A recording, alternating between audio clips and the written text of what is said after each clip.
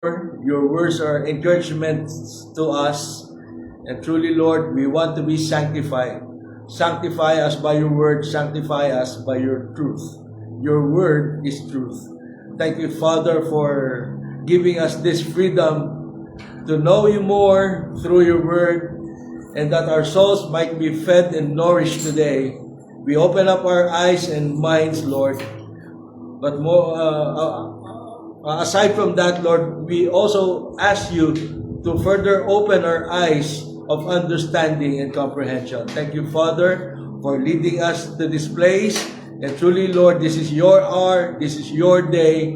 We rejoice and we are glad in it, for you have gathered us all together, for we gather in the name of Jesus Christ.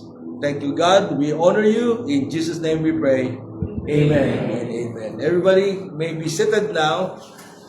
Okay, good morning again, and the Lord's blessing be upon us as we listen to the preaching of His Word. Today, we're in Revelation chapter 8. Okay, my daughter asked me about how long do you think will our series of studies on this book of Revelation last. So, I counted the number of months and even the Sundays. If, for example, per chapter we are studying twice, okay? Meaning to say, in chapter 8, there will be 2 sermons, chapter 9, another 2 sermons, chapter 10, another 2 sermons. That means it will take us around 9 months more before we are able to finish the whole book. So next year, around March perhaps, okay, that ends our study on the book. Okay? And do you really find it interesting? Yeah. Our study is really, every time I create my sermon, I get so excited because I myself is learning from these things that I'm about to share to you. So we thank God for such freedom that we now enjoy, and truly, it has blessed not only my heart, but even yours. Amen?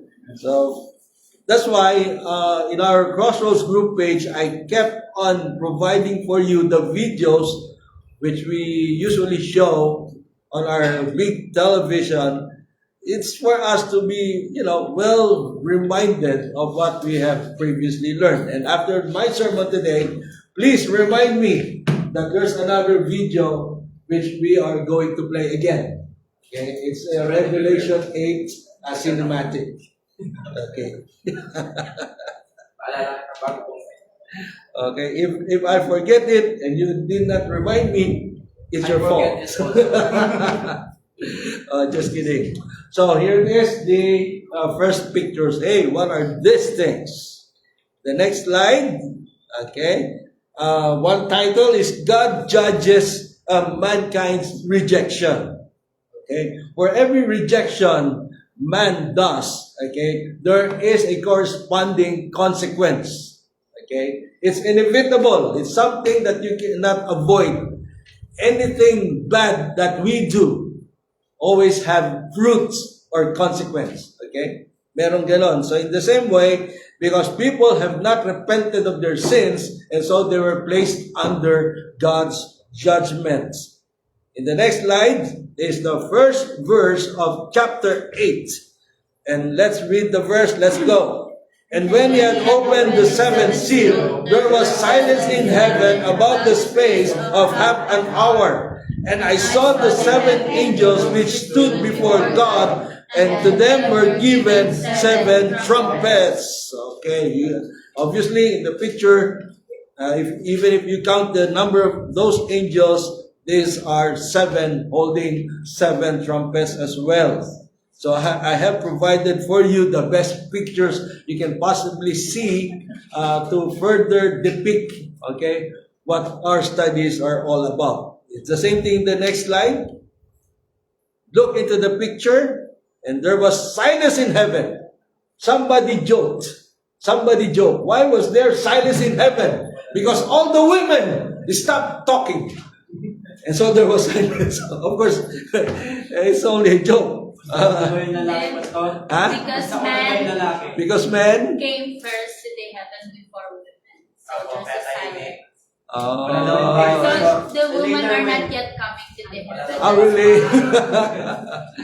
Just like the joke that I pulled on you.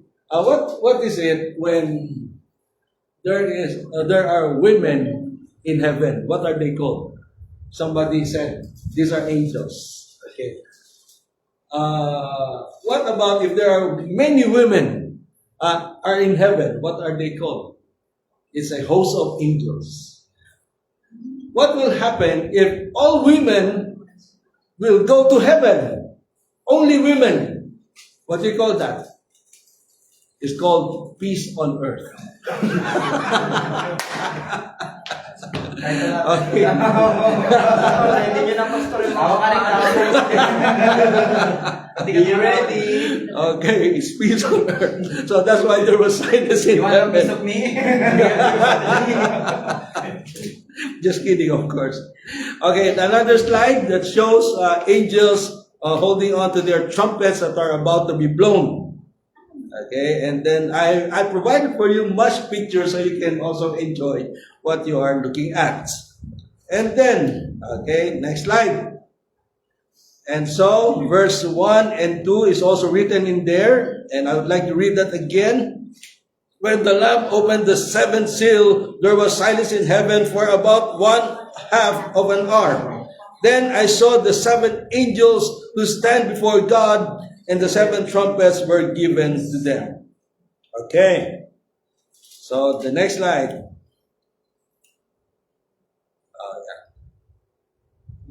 Okay, it's the same verse in verse 2. Look at those pictures. These are truly, the sights or the sceneries in heaven are so exquisite. They're exhilarating and they're too exciting to behold, and one day we'll be there. Okay? These are really awesome sights. No ear has heard, no eyes have seen what the Lord has prepared for those who love Him. Amen. You want to go to heaven? Amen. But not yet now. Not now yet. Okay. And the next slide is another picture. And this is now verse 3. Let's go. And another angel came and stood at the altar, having a golden censer, and there was given unto him much incense, that he should offer it with the prayers of all saints upon the golden altar, which was before the throne. Here is the altar. It is before the throne. And then another angel, aside from the 7, okay, he holds a golden censer. You know what a censer is? Okay, just like what you have seen in the video, on the last part, he was holding something with chains and then something, a container of coals, okay, and then it encircled itself. Look the next picture, and there's another image, just for our eyes to see and get much idea from. Okay, and the smoke that rose up, included in there are the prayers of the saints. Remember in my previous sermon, the prayers of the saints are actually gathered, remember? Okay, so each prayer that we make, it's all stored up and recorded in heaven. The prayers of the saints. So next slide. So the smoke of the incense which came with the prayer of the saints ascended up before God out of the angels' hands. Ayan na po yun. Another picture. You see the smoke rising up? Okay, it's the same thing with our prayers before God. If you pray in Jesus' name, and if you pray according to His will, certainly your prayers will reach heaven. Amen? Ano yung pastor? Is it on the Old Testament yan na po yan? All of the prayer of saints? Could specifically be the prayers of the future tribulation martyrs who are praying for to God to avenge their souls after being killed. So, hindi tayo. So probably even because the word mentioned here is the prayer of the saints. So I believe our prayers, if it's done correctly, it reaches up to heaven, and God has a record of all those. He knows the deepest anguishes, the prayers of our hearts. He understands us perfectly. And God stores them. Remember in the previous chapters that we studied, and I also made mention of that before. Sa Dragon Ball, so, Ano yun? ano yung spirit ball ko? Okay, and then in the next slide, this is verse 5 altogether. And the angel took the censer and filled it with the fire of the altar and cast it into the earth. And there were voices and thunderings and lightnings and an earthquake. That is the result. Okay, after throwing down to the earth the censer which is filled with the fire of the altar. Okay, remember the last part of the video? The last part was something like, it's not that he used it as a sling and then hurled it to the earth. Okay, but the effect is just the same. Okay, and what happened? There were thunderings, voices, lightnings, and earthquake. They've not even yet sounded the first trumpet. Okay, and perhaps the inhabitants of the earth are already seeing sights that are strange, and they knew that impending judgments are about to come. Parating na ang mga hatol ng Diyos. Okay. So, in the next slide, okay, the angel took the censer and filled it with fire from the altar and threw it on the earth. Where is that place in which there was a massive wildfire in America that just happened, I think, last year? Los Angeles, okay, and Hollywood, just like what you can see. Okay, some people said, hey, this is the fulfillment of that prophecy. No, not yet. Has nothing to do with it. Okay, it's just a strange, huge wildfire that occurred. It's been happening those few years. For years, they've been experiencing that. Okay, Just like wild. yeah, because it's a desert. Oh yeah, it is. California's in the middle of the desert. And then too many huge mansions and big houses were all burned, even the houses of certain celebrities that you know. For example, whose house? Nicolas Cage.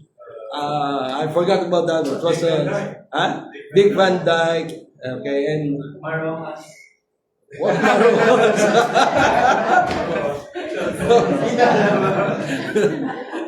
BBM. None of that. Okay. Okay. There is a verse in Luke 12, verse 49. It says, I have come to bring fire on the earth, and how I wish it were already kindled. These are prophecies. And also in Deuteronomy 32, for a fire is kindled by my anger, and it burns to the depths of Sheol, devours the earth in its increase, and sets on fire the foundations of the mountains. So whenever fire occurs, okay, from heaven to earth, it is already a sign of God's judgment and an exhibition of His great anger. Wrath has come. Okay. So, ayan po yung makikita ninyo. Alam niyo, let me speak first in Tagalog. Alam niyo yung pag nag-iihaw ka, tapos lahat na nagbabagang coals. Ang Tagalog ng coals? Uling. Okay, you put it in one container and then you throw it to somewhere. Okay? You can just imagine. You can just imagine gaano katindi yung buhos na to na ginawa ng anghel. Ang daming pagtatapunan, earth pa. Okay? And this is not even yet the first trumpet. It's just an introduction of the other impending judgments. Okay? The coals. Okay? So, let's move to the next slide and we'll get another idea. Now we go to the seventh seal. No. Okay, the seventh seal, like I told you before, remember, seal 1, 2, 3, 4, 5, 6, judgments. And then on the seventh seal, that will open the 7 trumpets. Remember? Pag ikapitong seal, seventh seal opens the seven trumpets. And then 1, 2, 3, 4, 5, 6, 6 trumpets. On the seventh trumpet, it will open the seven bowls or vial judgments. Okay? And then at the end will be the coming of the Lord Jesus Christ. So, a deep silence reigns in heaven as everyone waits for the divine judgment that is going to be poured out on earth. Ano sabi pa? More incense is given to the angel who is presenting the prayers of the saints. When the embers yung nagbabagayan, no? Are thrown outside to the courtyard of the temple, to the earth, John sees the divine judgment fall down on rebellious humanity. Because man has been so, obstinate before God. They were hard-headed. They keep on rebelling, and they are, relentless. They are so hard in their thoughts that they think that they can go on with their sin. So God poured out this kind of judgment. Ayan, nakita niyo yung pagbubuhos? Binuhos lang ganyan. Imagine. Matindi ito. So the next slide. Casting coals. These are more pictures. And then the next slide is the start of the seven trumpets. And the seven angels who had the seven trumpets prepared themselves to sound them. Eto na. Okay? This is now the time. This will be the start of something worse than the previous judgments that were thrown down on earth. Ayan, the seven angels. Ang ganda naman image, no? Colorful and, very attractive. Okay, the next slide. This is now the first trumpet according to verse 7. And what does it read? The first angel sounded, and there followed hail and fire mingled with blood.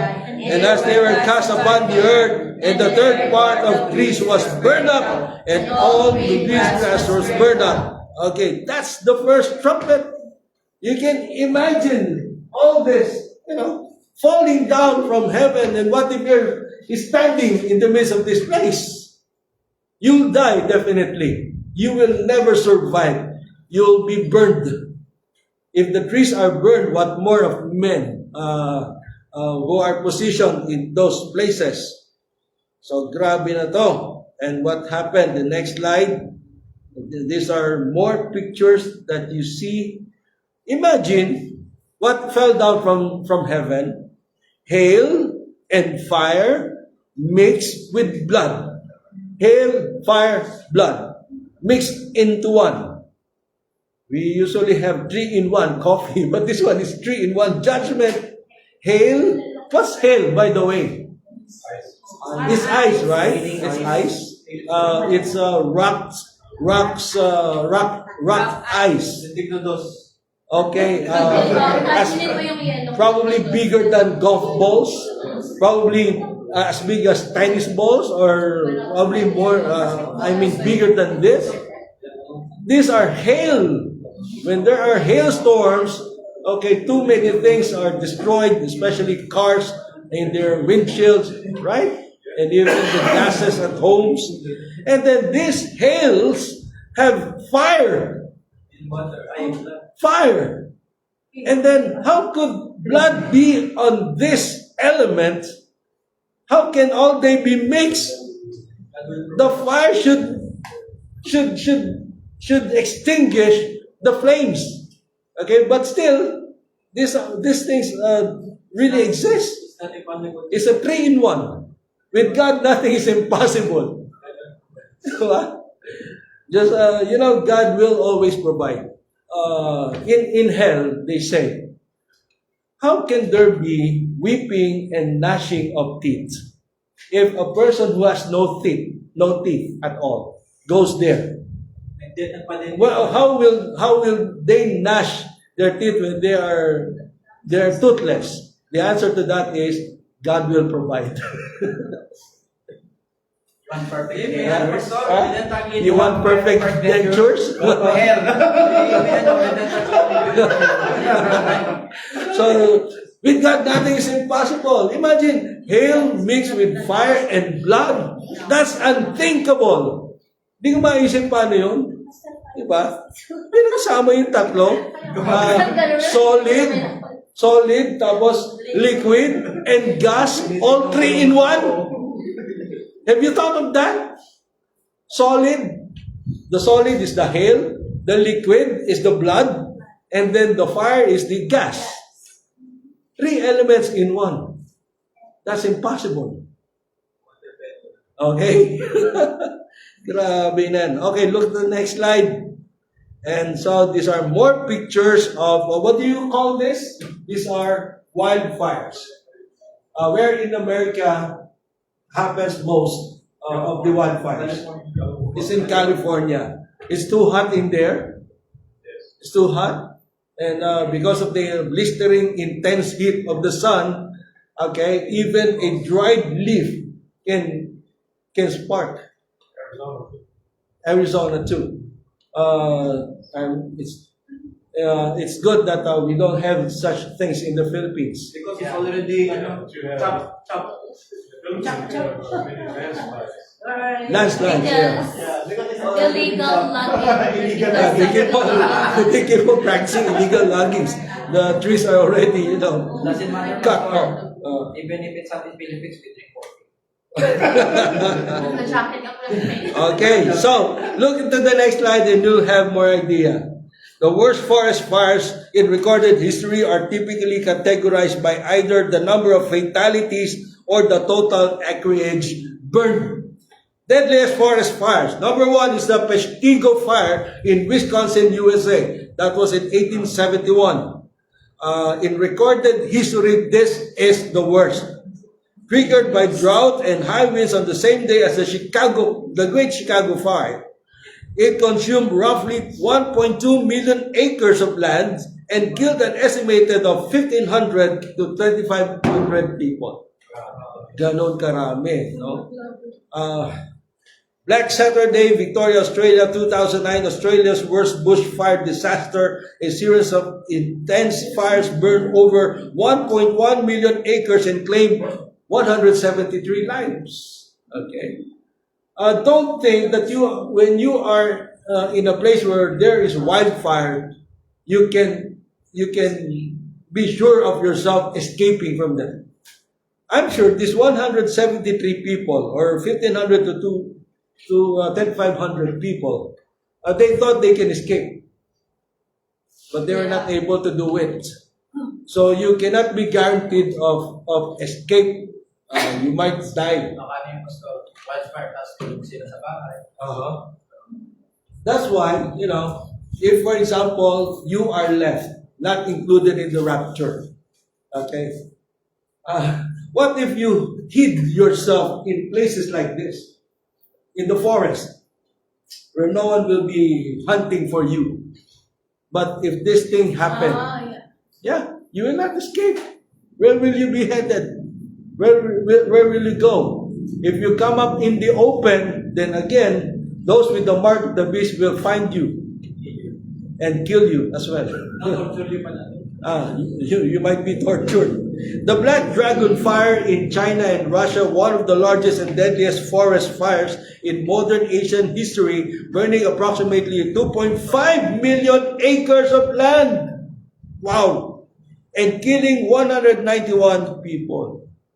Look at what the rage of fire can do, and what more of this. You can just imagine what more of this first trumpet judgment. It could be times 10 of what happened in Chicago, or even more. At the next slide, these are other pictures: the hail plus fire plus blood.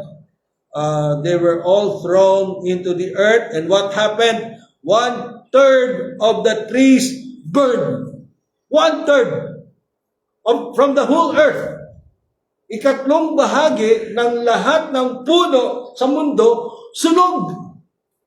E di pati mga lupain na yan. And then all the green grass are also burned. All green grass. Pati mga palayan, sigurado, kasama na yun, no? So, wow. And those are some verses of what, let's go to the next slide. Verse 6 and 7.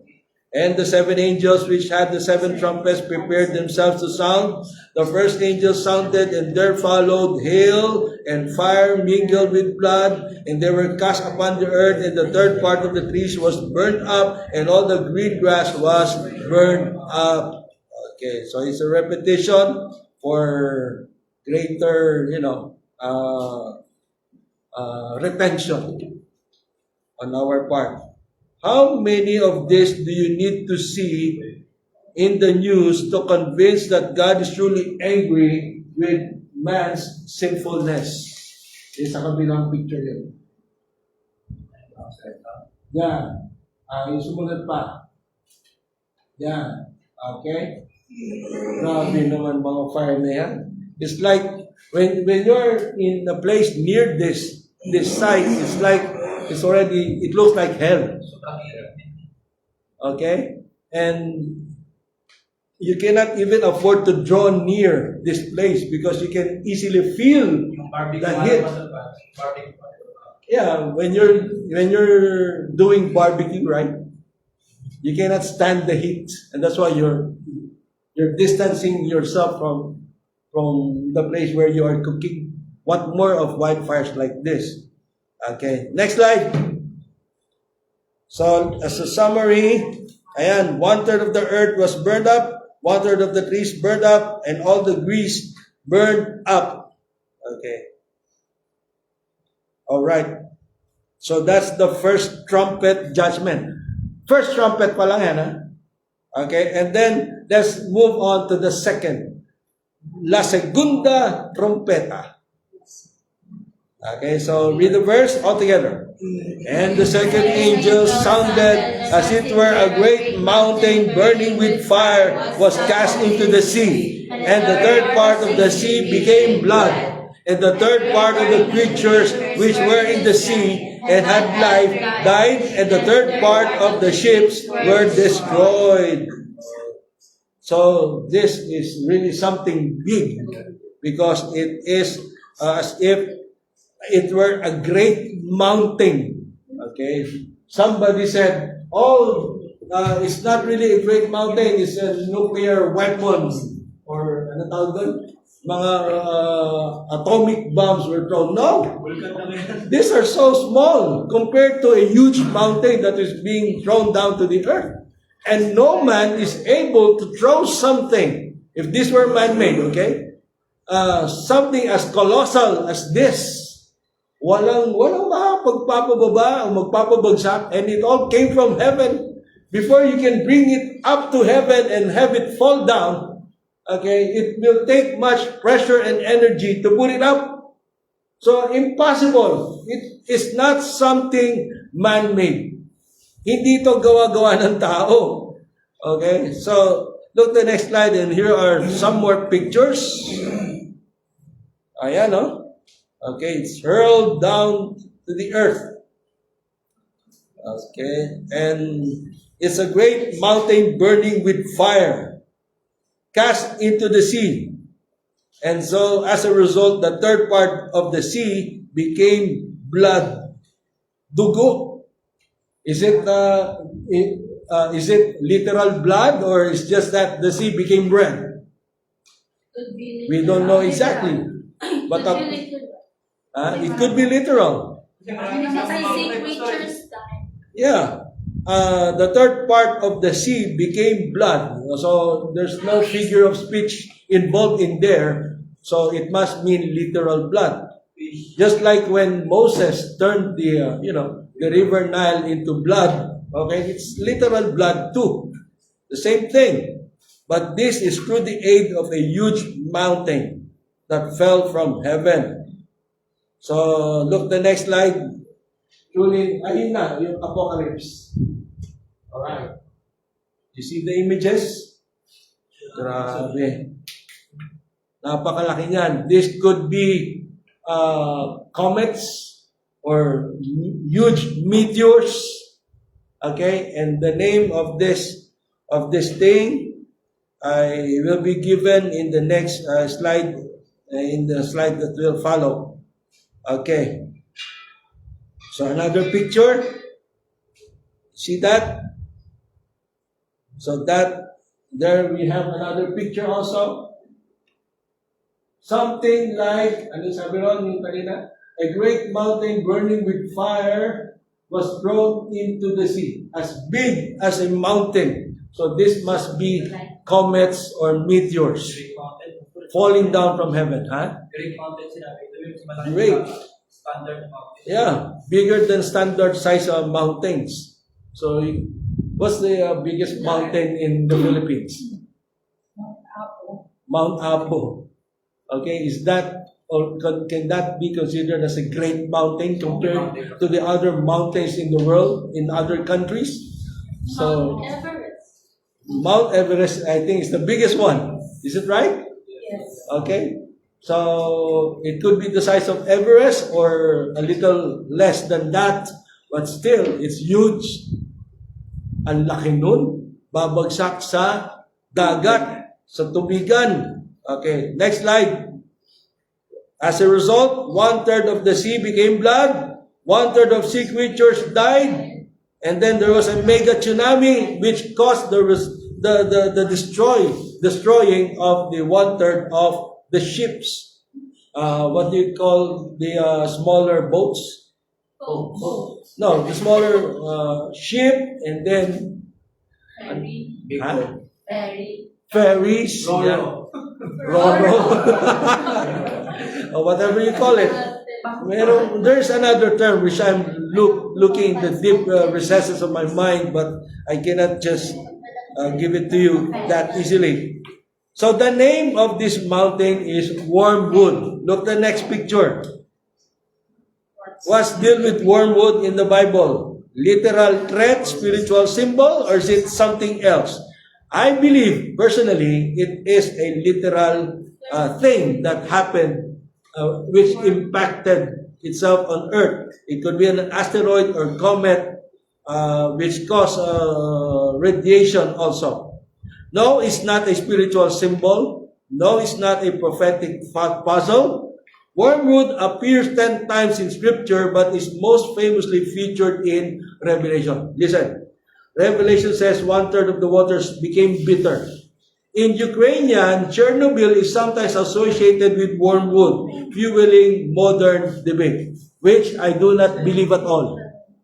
Okay? This prophecy is not yet fulfilled. Not yet. Has nothing to do with the Chernobyl disaster. Okay? Why? Because our position is this. On the next slide, okay, there are 4 main views of Revelation. Hey, this is important. Listen. Okay? There are 4 schools of thoughts. They interpreted Revelation this way.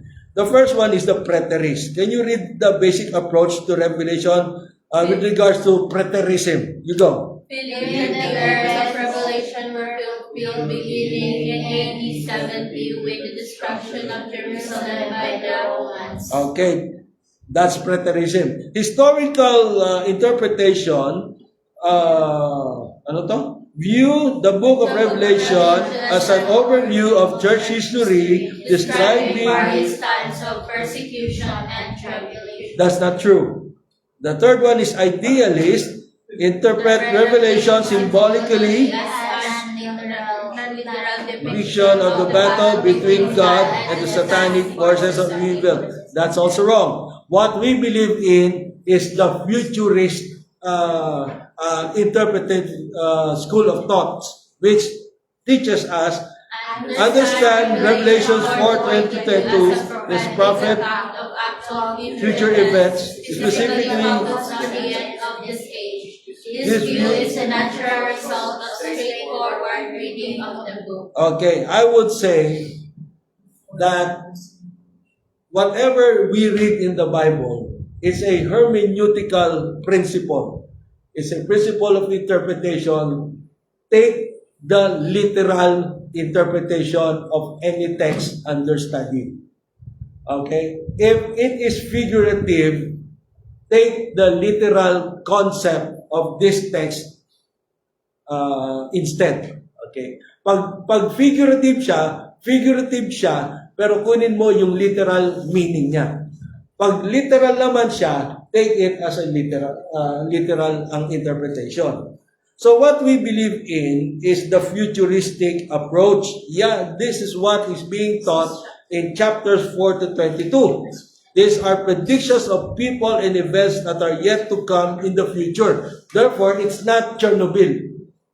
Hindi Chernobyl. Only this approach allows Revelation to be interpreted following the same literal method used throughout the rest of the Scripture.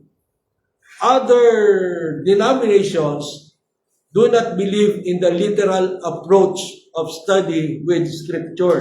Kaya sasabihin nila, Revelations 4 to 22, these are all symbolic, or these things have already occurred, these things are already fulfilled. No, not yet, because the rapture has to come first. It has to take place. Yun muna. The other three approaches are frequently forced to resort to allegorizing or spiritualizing the text to sustain their interpretations. The futuristic approach provides justice to Revelation's claim and prophecy. Let's read the one below. Let's go. Read. Other approaches leave the meaning of Revelation in human opinion. The futurist approach takes the book's meaning as God gave it. In studying Revelation, we will take a straightforward view, accepting what the words say. Okay? Literal approach as far as interpretation is concerned. Okay? If it's figurative, then take the literal meaning of the verse under study. What we believe in is the premillennialism view. We are premillennialists. Okay? Because we believe in the church age, and then the rapture, and then the tribulation. Okay? And when Jesus Christ returns, will be the millennium, and then the resurrection of the unsaved dead for final judgment, and then this will be the endless ages. That is our position. Not this one. Pakitaas. Okay, not that one. This is, I think, a millennialism position, not post-millennialism position. This is quite a deep eschatological studies, but as far as I have read and studied also, the premillennialist view, pre-tribulational rapture view, is the most plausible, the most, as far as the approach is concerned, it's with the study, it uses the literal method. Christ will rise up After the rapture. Di ba yung What? sinabi sa Bible na yung lumalaban, Ano yun? 3.5 years, After 3.5 years, then the Saka Antichrist siya will come up. mag-switch na. Okay? So, it has nothing to do with Chernobyl. Even the Chicago wildfire is not a biblical prophetic prophecy fulfillment. Okay? None of that. Okay? So, these are all but birth pains of the coming great tribulation. Precursors, preparations. Okay. So, ibig sabihin nung first na mga yung bowl na 7, Oh. di ba meron na ng mga nangyari ng mga hindi magaganda. Oh. Mas palala ng palala. Yes. From the seal judgment to the trumpet judgment and then to the bowl judgment, it will always become worse and worse. Always praise Huh? for the mark of yung Especially for those who have received the mark of the beast, for those who followed the evil system of the Antichrist. Now look into the next slide, just so you can have a picture. What happened when the sea turns blood? Okay. There are too many fish kills. Okay, and then the next slide are Kasi mga isda namatay. these are massive fish kills in Gulf caused by the dead zone. This is a picture from the National Geographic. Ayan, no? Several areas lakes, hit the worst winter fish die-offs. You see that? So 1/3 of the sea creatures will die, not only of the fish, even the whales, the octopus, plant life under the ocean, all of this, their existence will cease. They're all going to die. Look at the next slide. These are the worst mass fish kills recorded. The Gulf of Mexico in algal bloom, 1986. Estimated toll. You can see that 22 million fish. What a waste. Okay? It's because of the massive red tide algal blooms produce potent neurotoxins that decimated local marine life. Okay, the second thing is the Darling River catastrophes, millions of fish. The number was not exactly given, and then the Sandos chemical spill, 500,000 fish. But if the wormwood would cause 1/3 of sea life will die, so can you imagine the number of fish kills that will happen during that time? Grabe ang fish kills. No. Lahat talaga, lulutang pastor. Ang baho niyan. Ang baho. Hindi sa mabaho. There will be a foul, offensive odor. Smells fishy. How can you where will you put all these fish kills? Okay, Fridge. will they be left on water, or will they bury this under the land? Mexico yan pa sa wala bang US. They want to. Do you know how they dispose the How do they dispose fish if this so happens? We have no idea, Baka right? ginagrinder lang pastor. Do they just dig? I saw a video. A whale was tossed into the shore, and you know what they did with the whale? They put bombs in there, kaboom, and then small pieces of the whale were scattered all over the area. And then I don't know what they did after that. Maybe the birds gonna eat it. Oh yeah. Maybe, but still Pwede. but the number of birds will not be able to consume them all. Toxic Ganun It's din. impossible. Toxic din yung fish. And how can you? ang bird. And then the birds will also die. How will you dispose the bird naman? Worm. This is a big problem. Worm na worm. How can this problem be solved? Worm, it always is. Worm. The whole earth will be in a form of disarray. You cannot imagine Food web. how things can be better when it's all chaotic. Ang hirap. So imagine that. Oh, okay, next slide. Yan ang bread. And then the third of the ships are also destroyed. These are motorboats? Yachts. That's the word that I'm looking for. Yacht. Yacht. Okay. And these are caused by a hurricane. Tsunami. Because the worm would yak now. Oh, the wormwood is as huge as a mountain Will cause and fell into the waters and caused a massive tsunami, and that's why all these yachts and ships are destroyed. May matulog ka pa sa mga park na yak sa bahay. Along with the riders of these yachts. Matakot ka na pag dumating yung mismo sa bahay, ibig sabihin, baha na. Okay. Oh. Can you imagine the chaos? Okay, the next slide, this is a summary of what happened. 1/3 of the sea became blood. 1/3 of sea creatures died. Not only the edible ones, but even the inedible creatures. 1/3 of the ships are destroyed. Okay, and the name of the star in the next slide is called Wormwood. Wormwood, and the third part of the waters became or were made bitter. Wormwood means bitter. Look at the impact. I've shown you one picture. I think that's a picture from the movie The End of Days. Yeah, can you make a rewind? I don't know where it is, but no, rewind. Yan. This one? I don't know, Pastor. No, this one. Parang pili ko na. Hanapin mo nga ito. Yan. Kang rewind, Pastor, or forward? Or maybe. 2012 yata yan eh. Ang bilis. Wala. Yan! This is from a movie. A picture from a movie. End of Days. Okay, remember the picture? It's something familiar. Okay? So look at the tsunami. Yan, matapos. Painting.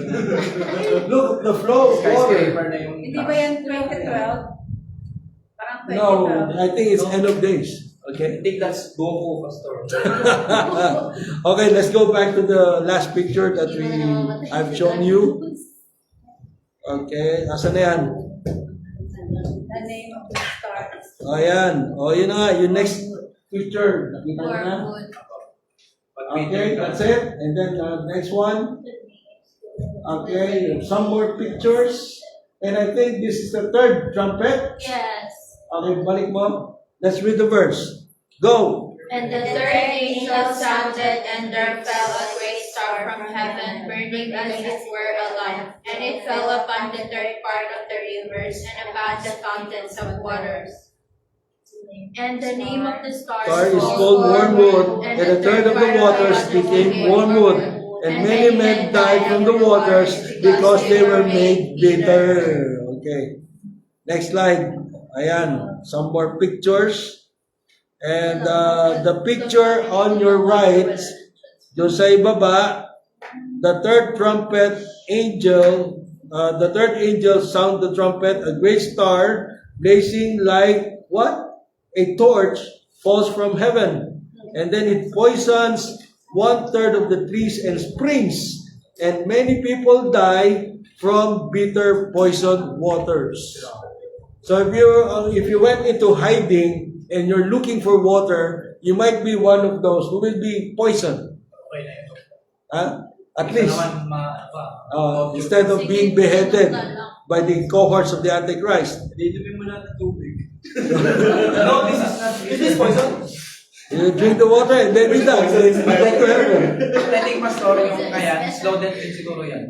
Probably, I don't know. Yes. Tingnan mo yan, magbibigay. It's as if there's no chance anymore of surviving these judgments. Okay? Even if you get away from the Antichrist, it's impossible not to be affected by this. Ano yung English ng delubyo? Disaster. Deluge or divulge? I don't know the exact word. Yung delubyo. Basta alam niyo na yun. Paki-search mo nga English ng delubyo. Deluge? Delubyo. Deluge. Oh, it's the right word. Okay. Sometimes I just forgot. Okay, so look, here are more pictures of wormwood. 1/3 waters turn bitter. Okay, and look into the next verse, and this is the fourth trumpet, I think. And the fourth angel sounded, and the third part of the sun was smitten, and the third part of the moon, and the third part of the stars, so as the third part of them was darkened, and the day shone not for a third part of it, and the night likewise. Okay, look at the pictures. Ayan na. So the darkening of the heavens, this bodies of in the planets, in the skies, are also affected. 1/3 of their ability to shine light is affected. Nuclear smoke clouds will be dark curtained throughout the skies, resulting in nuclear winter. I don't know what that is. So ayan na po yung picture. That is the verse. And then the next slide also shows more pictures of this. So, as a result, Okay, let's move to the next slide. Let's read the comments about the fourth trumpet. Tingnan mo na. Ayan. Make this bigger. What does it say? The four angels sound the trumpet. 1/3 of the sun, moon, and stars are struck. 1/3 of their light is darkened. 1/3 of the day and night lose their brightness. And then an eagle announces three coming troubles or woes. Keep up. When the fourth trumpet sounds, the lights of the heaven are dimmed by a third. The darkened sky signal a turning point in the judgments as the eagle announces the three coming woes upon the earth. Grabe na to. Sira yung araw. Matindi. Kasi 1/3 of the sun affected, so it must be very dim. Okay? Kundi na kundi. And then also 1/3 of the moon. Okay? The next slide. Ano yung sumunod? Di ba yung sa nalaglag, yung 1/3 ay ang nalaglag sa earth? No. It's not. It's not. They say the time or the number of hours when it is night or when it is day is lessened. Because, syempre, pag-ibig yung pato dahil sa araw at sa yan yung So that means, would that mean that instead of having 6 p.m. to 6 a.m., 12 hours of night, maging 6 na lang. di magiging ano na lang, 8 hours instead of 12. Because a third of that, 12 divided by 3 equals 4. So 12 minus 4 equals 8. That means night will only become 8 hours? I really don't know. I'm not sure about this. But somehow it will have an effect at nighttime, and probably daytime would also become longer as a result. But not as bright as before, because 1/3 of the sun is darkened. Okay? I don't know if it affects the number of hours, The sun still blood. if it will be day. Wala pa. No, it's just darkened. Tapos na, di ba? Yung blood moon. Blood moon. Sa ano yun? Sa ibang judgments yun. Revelation ano pa yun? Dito sa Further. Volume. pulpit. Okay. Yahweh's wrath sent from heaven to earth. This is the summary of what happened. No. Okay. Cataclysmic earthquakes accompany the pole shift. Listen. 6 seals. God's wrath begins. Heavy meteorite bombardments, eruptions, earthquakes. That's the first trumpet. Massive space object, ocean impact, tsunamis, earthquakes. That's the second trumpet. Wormwood star impacts, pollutes river source, mountains. Okay, and then the last one is smoke and ash from worldwide fires darken sky. Okay, whatever that means, but we know the idea, right? We understand it all. So we're not going to read the one on your right. Okay, and let's move to the next slide. This is the clearer summary of what just happened. First trumpet, Grass and 1/3 of trees burned up. second trumpet, 1/3 of sea becomes blood. 1/3 of ships and sea are destroyed. third trumpet, 1/3 of waters turned into earth. and the fourth trumpet, 1/3 of sun, moon and stars do not shine. So in short, it's number one, vegetation devastated, oceans polluted, fresh water contaminated, celestial lights are darkened. Wow, can you imagine yourself being transported to this time? Mababaliw ko talaga. Okay, you will go crazy. You will never know what to do next. There's no certainty. What happened next? It will be a hopeless and too darkened world. So you have to be raptured. You have to be included. The next slide tells us the trumpet is about to sound and the great tribulation is coming. That is after the rapture. If you believe that Jesus Christ will return, then that truly is our blessed hope. Okay? The next slide shows the end times are all revelations, warning given to us that peoples on the earth might be warned. Huh? Oh, where are we now? Yeah, if you are left behind, you must have your Bibles. Revelation Okay. 6 now. Kasi lubog niya. But don't go that far. Make sure that you're included in the rapture. Ano lang kami, viewers na lang ako. You know already what will happen. Kung ano yung It's nangyayari. already, di ba, Pastor? Wala na. Sa course na yan, wala na. Probably, because the islands will be removed. Philippines might or have already It's sunk. already in 7 seals. Sana yung Manila mapunta ng Europe. Okay, next slide. And this is the last verse. Next one, babe. Everybody, And I beheld and heard an angel flying through the midst of heaven, saying with a loud voice, Woe, woe, woe to the inhabitants of the earth by reason of the other voices of the trumpet of the three angels which are yet to come. Okay. Mas malala. There are three other trumpets that is far worse than the previous ones. That's why the next one will be the first woe, the second one or the sixth trumpet will be the second woe, and then the third trumpet, the seventh, will be the third woe. We've only just begun. Remember? Okay? So, umpisa pa lang to. In the next slide, please, I have to clarify this to you. Even as this happens, an eagle sounds the warning of much worse to come. The eagle is possibly an angel, and he pronounces one woe for each of the impending three trumpets. Notice the woes are directed at those who dwell on the earth, okay, especially those who have the mark of the beast. The earth dwellers who live for this world. There is a pattern in the judgments and the seals. The first four of each have affected the earth, and the last three depict heavenly and spiritual sins. Have you noticed? First four seal judgments. Sunod-sunod yun.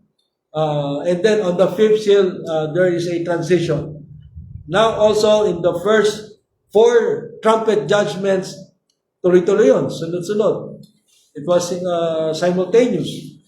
And then on the fifth, sixth, and there's another introduction of the events that are to follow. Results of the first four trumpets: 1/3 of the earth and vegetation burned, 1/3 of the seas no longer habitable for sea life, 1/3 of man's shipping destroyed. Daming tao mawawalan ng trabaho nito. Okay, daming pamilya ang apektado. And then, even those with the mark of the beast will suffer. They will also die. Kasi parang sa kanila na yan. Yeah. Don't you think that you have the mark of the beast, everything is okay now? No. You'll still be among those who will be affected by these judgments. 1/3 of the world's fresh water poisoned. The sun, moon, and stars are darkened. They becomes only 16 hours. You heard that? Okay. And this is my closing words. The signs are no longer subtle.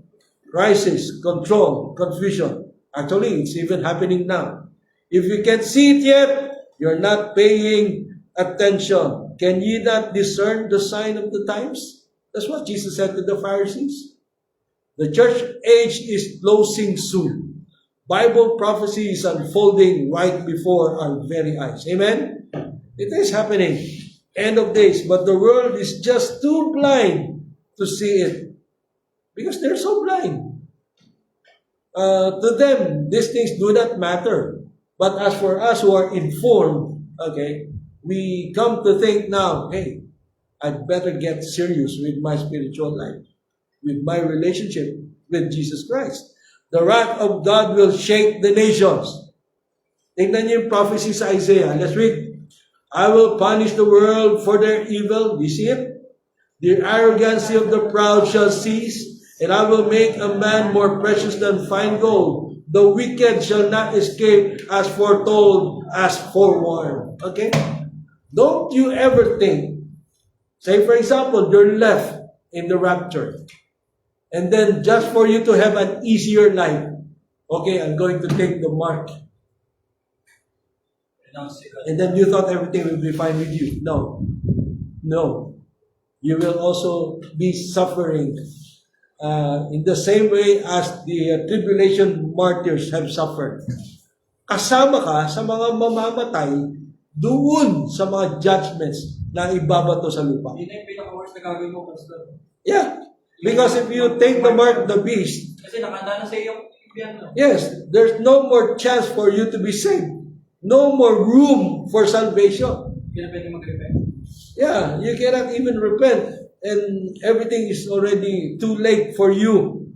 After the church is caught up, a ruler rises to power. We see the Antichrist. War rises, food runs dry, the earth shakes, the stars fall from heaven, water turns to blood, darkness takes over. So this is what comes next. Will you be gone or will you still be here? Make sure that you will be raptured. And then the last PowerPoint, everybody say hallelujah. The last PowerPoint.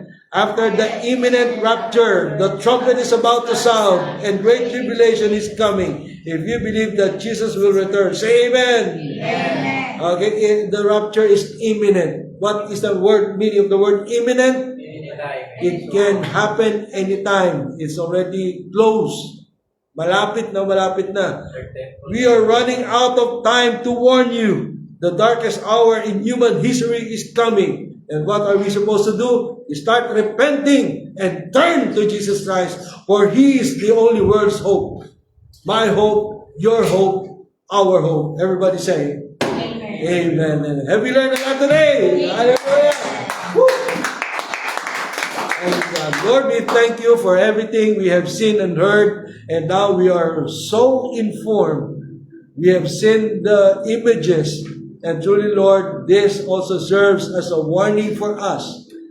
And thank you, Lord, for saving our souls. Thank you, Lord, for calling us.